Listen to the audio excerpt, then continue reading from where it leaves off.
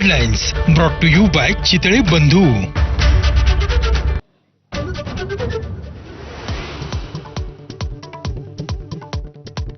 कर्जमाफीसाठी 21 तासानंतरही बच्चू कडूंचं आंदोलन सुरूच. नागपूरला छावणीचं स्वरूप. शेतकरी नेते उपराजधानीत एकवटले. आंदोलकांकडून काही काळ रेल रोको.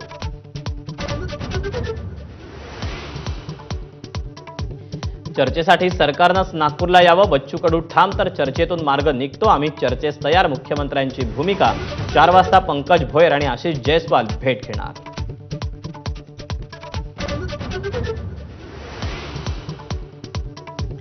दोन दिवसात बावनकुळेंचा भ्रष्टाचार बाहेर काढणार. संजय राऊतांचा इशारा. बावनकुळेंची संपत्ती विकली तरी कर्जमाफी होईल. राऊतांचा टोला. तर उद्याच येऊन संपत्ती घेऊन जा. बावनकुळेंचं प्रत्युत्तर.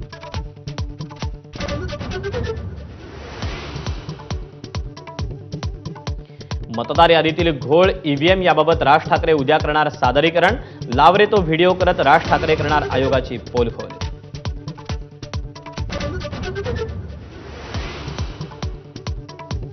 एकनाथ खडसेंच्या बंगल्यातून चोरट्यांकडून महत्वाची कागदपत्र, सीडी, पेनड्राईव्ह लंपास. सीडी चोरण्यामागे उद्देश काय? खडसेंचा सवाल.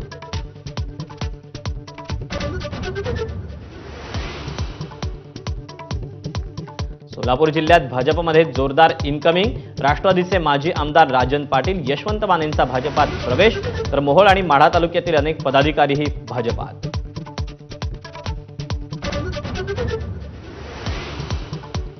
मोंथा चक्रीवादळाचे आंध्र आणि ओडिशाच्या समुद्र किनाऱ्यांवर थैमान. आतापर्यंत 3घांचा मृत्यू. हजारो लोकांना सुरक्षित ठिकाणी हलवलं.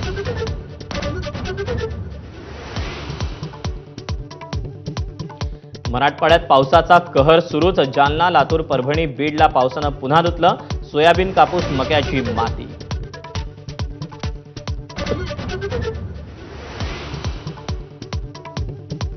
राष्ट्रपती द्रौपदी मुर्मूंकडून लढाऊ राफेलची सैर.